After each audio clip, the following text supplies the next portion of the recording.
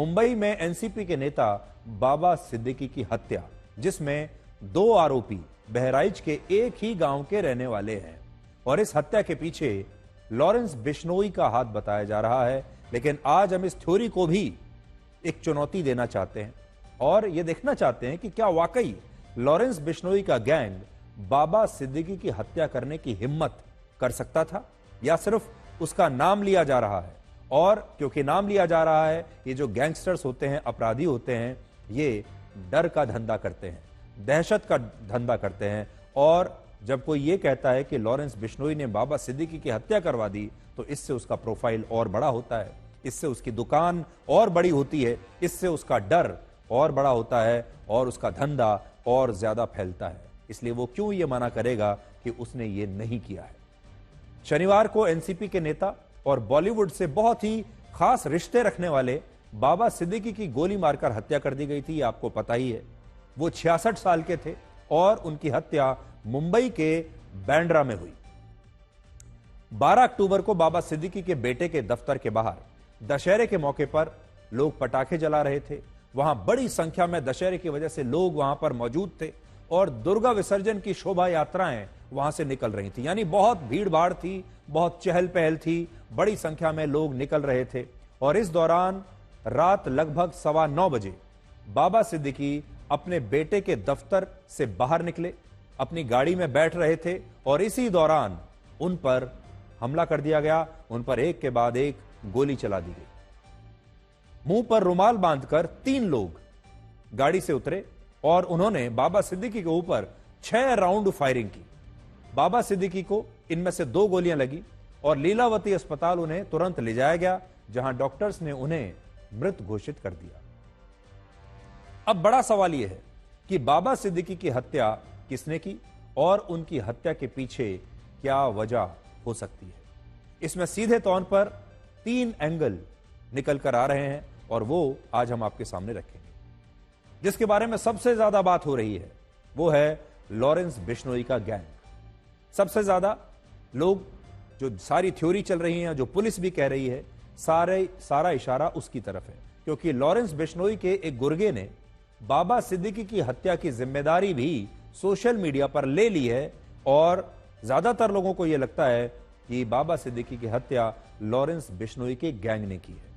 लेकिन एक दूसरा एंगल भी है और वो है बिजनेस राइवलरी, जिसके बारे में बहुत कम बात हो रही है इस समय। और तीसरा एंगल है राजनीतिक दुश्मनी का, क्योंकि बाबा सिद्दीकी एक नेता भी थे और उनका जो है, अगर हम बिजनेस की बात करें तो जमीन के कारोबार से भी उनका रिश्ता था। अब एक एक करके तीनों वजहों का हम एक विश्लेषण आपके लिए करेंगे और समझते हैं अब कि बाबा सिद्दीकी की हत्या की असली वजह क्या हो सकती है। तो सबसे पहला और बड़ा दावा तो यही हो रहा है कि लॉरेंस बिश्नोई के इशारे पर बाबा सिद्दीकी की यह हत्या हुई है और इसके पीछे फिल्म अभिनेता सलमान खान से बाबा सिद्दीकी के नजदीकी रिश्ते को बताया जा रहा है। ये दोनों बड़े पक्के दोस्त माने जाते हैं, इनके रिश्ते पूरी दुनिया जानती है। बाबा सिद्दीकी के घर पर जब भी कभी कोई जश्न मनाया जाता था, कोई फंक्शन होता था, सलमान खान सबसे पहले पहुंचने वाले लोगों में से थे। और जब बाबा सिद्दीकी की हत्या हुई उसके बाद भी सलमान खान अपनी सारी शूटिंग छोड़कर बाबा सिद्दीकी को मिलने के लिए, बाबा सिद्दीकी के इस पूरे घटनाक्रम को समझने के लिए, श्रद्धांजलि देने के लिए वो सबसे पहले पहुंचे भी। सलमान खान को लॉरेंस बिश्नोई गैंग की तरफ से लगातार धमकियां भी मिल रही हैं और इसी साल अप्रैल में उनके घर पर फायरिंग भी की गई थी, जिसमें लॉरेंस बिश्नोई का नाम आया था। लॉरेंस बिश्नोई गैंग ने धमकी देते हुए तब कहा था कि जो भी सलमान खान का करीबी है वो उससे बदला लेंगे। इसलिए कहा जा रहा है कि कहीं सलमान खान से गहरी दोस्ती की वजह से बाबा सिद्दीकी की हत्या लॉरेंस बिश्नोई ने तो नहीं कर दी, क्योंकि मुंबई के सर्कल्स में यह किस्सा बड़ा आम है कि बाबा सिद्दीकी ने सलमान खान की बहुत मदद की है, दोनों के बीच बड़ा गहरा रिश्ता रहा है। और जब Salman Khan hit and run case में फंसे थे, उस केस में भी बाबा सिद्दीकी ने सलमान खान की बड़ी मदद की थी। और हादसे के बाद जब पुलिस लगातार सलमान खान को खोज रही थी, तब सलमान खान बाबा सिद्दीकी के साथ ही थे और तब बाबा सिद्दीकी ने सलमान खान की बहुत मदद की। और सलमान खान इस मदद के लिए जीवन भर के लिए उनके शुक्रगुजार थे और ये एक बहुत बड़ा कारण था इन दोनों की दोस्ती का। 14 अप्रैल को सलमान खान के घर के बाहर जब घर पर फायरिंग हुई, इस मामले में शूटर्स को हथियार सप्लाई करने वाले अनूप थापन की पुलिस हिरासत में मौत हो गई थी और ऐसा कहा गया कि उसने आत्महत्या कर ली पुलिस की हिरासत में। और इसकी मौत की वजह से लॉरेंस बिश्नोई जो था वो बहुत नाराज था, बहुत गुस्से में था कि उनके एक गैंग के मेंबर की इस तरह से मौत हो गई और उसे ऐसा लगता था कि शायद उसकी हत्या की गई है। बाबा सिद्दीकी की मौत के बाद सोशल मीडिया पर शुभू लोनकर महाराष्ट्र नाम के आईडी के साथ एक सोशल मीडिया पर पोस्ट हुआ जिसमें सलमान खान और दाऊद का नाम लिखा गया है और चेतावनी दी गई है कि जो भी दाऊद गैंग या सलमान खान की मदद करेगा वो अपना हिसाब किताब लगा कर रखे और जो हमारे किसी भी भाई को मरवाएगा हम उसकी प्रतिक्रिया जरूर देंगे। ये एक सोशल मीडिया पोस्ट है जो आपकी स्क्रीन पर था और मैं अपने हाथ में भी उसको लेकर आया हूं और ये कहा जा रहा है कि ये शुभू लोनकर महाराष्ट्र नाम का जो आईडी है। सलमान खान, हम ये जंग नहीं चाहते थे पर तुमने हमारे भाई का नुकसान करवाया। आज जो बाबा सिद्दीकी के शराफत के पुल बांध रहे हैं या एक टाइम में दाऊद के साथ मकोका एक्ट में था, इसके मरने का कारण अनुज थापन और दाऊद को बॉलीवुड, राजनीति और प्रॉपर्टी डीलिंग से जोड़ना था। हमारी किसी से कोई दुश्मनी नहीं, पर जो भी सलमान खान और दाऊद गैंग की हेल्प करेगा अपना हिसाब किताब लगा के रखना। हमारे किसी भी भाई को कोई भी मरवाएगा तो हम प्रतिक्रिया जरूर देंगे। हमने पहले वार कभी नहीं किया। और फिर इसमें लॉरेंस हैशटैग दिया है, लॉरेंस बिश्नोई ग्रुप, अनमोल बिश्नोई। तो शुभू लोनकर नाम की जो आईडी है ये उस शुभम लोनकर की बताई जा रही है जिसने बाबा सिद्दीकी पर हमले करने वाले शूटर्स को भाड़े पर लिया था। यह वही व्यक्ति है और कहा जा रहा है कि ये उसी की आईडी है और उसी ने यह बात लिखी है कि, और जिससे यह साफ होता है कि लॉरेंस बिश्नोई के गैंग ने ही यह हत्या करवाई है। लेकिन सवाल वही है कि इस सब का बाबा सिद्दीकी से क्या कनेक्शन हो सकता है और लॉरेंस बिश्नोई बाबा सिद्दीकी की हत्या क्यों करवाएगा? अगर वो सलमान खान की हत्या करना चाहता है, अगर वो सलमान खान पर हमला करवा रहा है और अगर उसका एक साथी पुलिस कस्टडी में मारा गया तो इसके लिए बाबा सिद्दीकी कैसे जिम्मेदार है? और अगर वाकई इस हत्या के पीछे लॉरेंस बिश्नोई गैंग है ही तो फिर निशाना बाबा सिद्दीकी क्यों? क्योंकि सलमान खान के करीबी तो बहुत सारे हैं, सलमान खान के गहरे दोस्त बहुत सारे हैं, फिल्म उद्योग में उनके बहुत सारे दोस्त हैं, बहुत सारे प्रोड्यूसर्स हैं, बहुत सारे राइटर्स हैं, बहुत सारे एक्टर्स हैं, बहुत सारे कलाकार हैं, बहुत सारे उद्योगपति भी उनके दोस्त होंगे। अगर ऐसा होता तो इनमें से भी किसी की जान जाने की नौबत आ सकती थी। लॉरेंस गैंग अगर डरा धमकाकर खौफ पैदा करना चाहता तो इनमें से किसी को भी अपना निशाना बना सकता था, जो सलमान खान के और बहुत सारे करीबी हैं जिनको रोज आप सलमान खान के साथ किसी न किसी रील में, तस्वीर में देखते हैं। सलमान खान के किसी खास आदमी या करीबी को लॉरेंस बिश्नोई का गैंग बड़ी आसानी से निशाना बना सकता था, लेकिन उसने ये नहीं किया। उसने बाबा सिद्दीकी को निशाना बनाया। हालांकि लॉरेंस बिश्नोई गैंग का तरीका धमकाने और डराने का है। अगर आप ठीक से लॉरेंस बिश्नोई को देखेंगे कि वो कैसे ऑपरेट करता है तो आप ये पाएंगे कि वो डराता है, धमकाता है, लेकिन मारने की हिम्मत कभी नहीं दिखा पाता। वो अक्सर अपने दुश्मनों को डराने के लिए फायरिंग करवाता है, धमकी भरे पर्चे भिजवाता है, धमकियां दिलवाता है, सोशल मीडिया पर इस तरह की पोस्ट भी करा देता है, लेकिन हत्या नहीं करता। और यह सही है कि लॉरेंस बिश्नोई पब्लिसिटी का बहुत बड़ा भूखा है, उसे पब्लिसिटी का बहुत शौक है और वो चाहता है कि पूरे देश में उसकी चर्चाएं हों, वो चाहता है कि पूरे देश में उसका नाम ट्रेंड करे और वो चाहता है कि लोग उसके नाम से डरें। वो मुंबई में गैंगस्टर्स की जो आज मुंबई में जो कहा जाता था कि जो गैंग वॉर एक जमाने में मुंबई का हुआ करता था और एक जमाने में जब बड़े बड़े गैंगस्टर्स मुंबई पर शासन करते थे, अब वो जगह खाली पड़ी है और बहुत सारे लोगों को लगता है कि लॉरेंस बिश्नोई चाहता है कि उस खाली जगह पर अब कब्जा कर ले और वो मुंबई पर राज करे, क्योंकि इस समय मुंबई में एक भी बड़ा गैंगस्टर नहीं है। और वो ये संदेश दे सके कि अगर वो बाबा सिद्दीकी तक पहुंच सकता है तो फिर मुंबई में रहने वाला कोई भी बड़ा आदमी उससे दूर नहीं है, और पूरे बॉलीवुड को भी अब उससे डरना चाहिए, बाकी किसी और से नहीं। हो सकता है, यह भी एक थ्योरी चल रही है कि लॉरेंस बिश्नोई मुंबई पर अपना शासन करना चाहता है, बॉलीवुड पर शासन करना चाहता है। कुछ दिन पहले कनाडा में मशहूर सिंगर एपी ढिल्लों और गिप्पी ग्रेवाल के घर पर भी फायरिंग हुई थी, और इसकी जिम्मेदारी भी लॉरेंस बिश्नोई गैंग ने ही ली थी।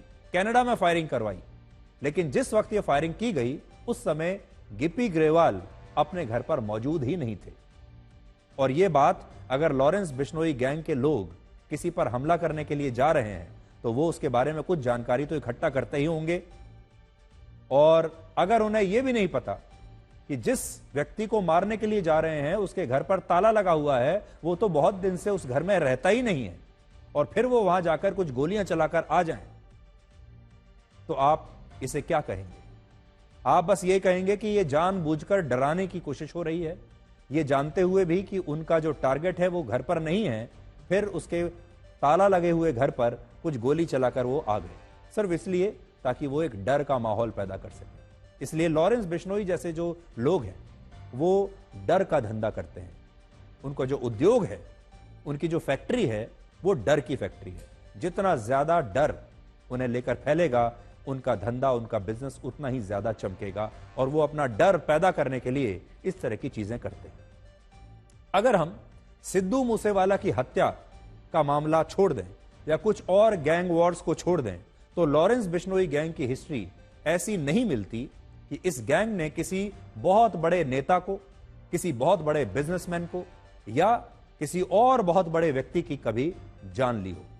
आपको ऐसा कोई वो नहीं मिलेगा। हां, गैंग वॉर्स में जरूर ये शामिल रहते हैं, सिद्धू मूसेवाला की हत्या जरूर इन्होंने करवाई, ये दो अपवाद हैं, वरना इसके अलावा आपको ऐसी कोई वो घटना नहीं मिलेगी।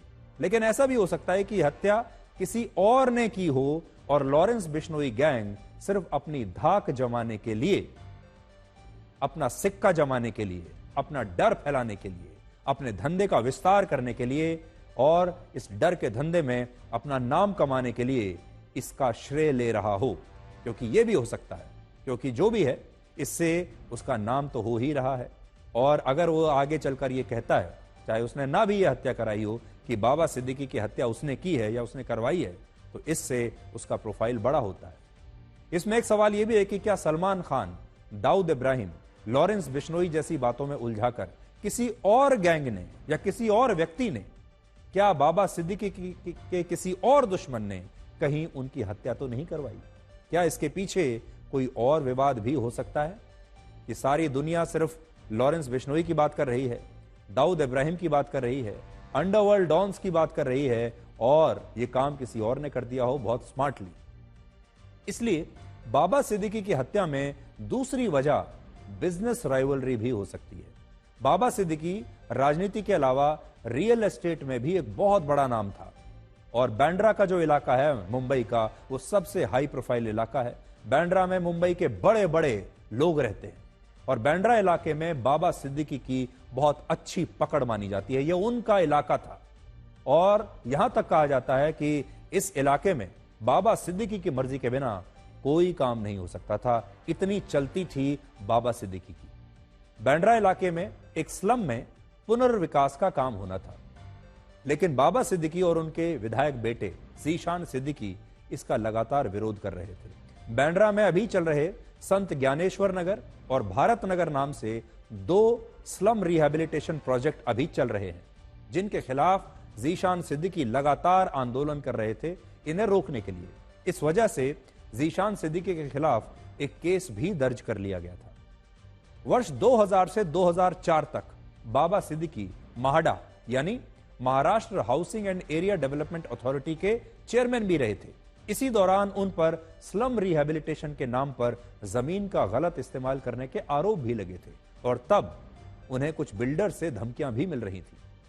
इसलिए मुंबई पुलिस बाबा सिद्दीकी मर्डर केस में इस एंगल को भी अभी तलाश रही है कि कहीं इसके पीछे कोई बिजनेस राइवलरी तो नहीं हो सकती, प्रॉपर्टी का, रियल एस्टेट का कोई विवाद तो नहीं हो सकता, क्योंकि मुंबई में स्लम रिहैबिलिटेशन एक बहुत बड़ा उद्योग है। यह हजारों लाखों करोड़ रुपए का उद्योग है और वहां पर जितने बड़े बड़े प्लेयर्स हैं वो सब स्लम रिहैबिलिटेशन में दिलचस्पी रखते हैं।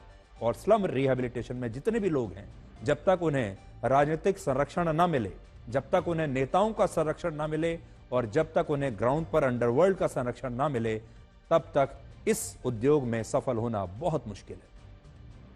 बाबा सिद्दीकी की हत्या में तीसरा एंगल हो सकता है राजनीतिक दुश्मनी। बाबा सिद्दीकी 1999 से 2004 तक 3 बार विधायक रहे और कांग्रेस एनसीपी की सरकार में 2004 से 2008 तक वो मंत्री भी रहे हैं। लेकिन 2014 में वो विधानसभा का चुनाव हार गए और ये वो समय था जब बांद्रा इलाके पर उनकी जो पकड़ है वो ढीली होनी शुरू हो गई थी। तो थोड़े थोड़े अपने इलाके में कमजोर होने शुरू हो गए थे। 48 साल तक कांग्रेस में रहने के बाद हाल ही में उन्होंने अजीत पवार की एनसीपी ज्वाइन कर ली थी। वो एनसीपी में शामिल हो गए थे और उनके बेटे जीशान सिद्दीकी अभी भी कांग्रेस के ही विधायक हैं। बाबा सिद्दीकी के कई राजनीतिक दुश्मन बताए जाते हैं। हालांकि पुलिस सूत्रों का कहना है कि मुंबई में पॉलिटिकल किलिंग्स के मामले ना के बराबर हैं और हमारा भी यह मानना है कि मुंबई में या महाराष्ट्र की जो राजनीति है उसमें चाहे राजनीतिक रूप से विचारधारा के नाम पर, पार्टी के नाम पर चाहे कितना भी विरोधाभास हो, लेकिन मुंबई का जो पॉलिटिकल सर्कल है, महाराष्ट्र की जो राजनीति है, उसमें नौबत यहां तक कभी नहीं आएगी कि किसी की हत्या हो जाए। लेकिन तब भी पुलिस इस एंगल को भी नजरअंदाज नहीं कर रही। लेकिन 3 जो चीजें हमने आपको बताई उसमें सबसे कमजोर एंगल अभी यही है। तो बड़ी बात यह है कि यह पता लगाना बहुत जरूरी है कि बाबा सिद्दीकी जैसे व्यक्ति की हत्या आखिर कौन कर सकता है, क्योंकि उनकी हत्या करना एक बहुत हिम्मत का काम है। एक तो बहुत बड़ी बात यह है, और उनकी अगर हत्या की गई है तो वो बेवजह नहीं होगी। उनकी हत्या के पीछे कोई बहुत बड़ा कारण होगा। ये कारण क्या हो सकता है? ये कारण कोई जमीन का विवाद हो सकता है, कोई रिहैबिलिटेशन का प्रोजेक्ट हो सकता है, किसी और से उनकी कोई दुश्मनी हो सकती है। ये देखने वाली बात है। और क्या ये सिर्फ ये हो सकता है कि वो सिर्फ इसलिए क्योंकि वो सलमान खान के करीबी दोस्त थे इसलिए उनकी कोई हत्या करा दे? ये कारण भी पुलिस देख रही है, इसकी भी जांच होनी चाहिए।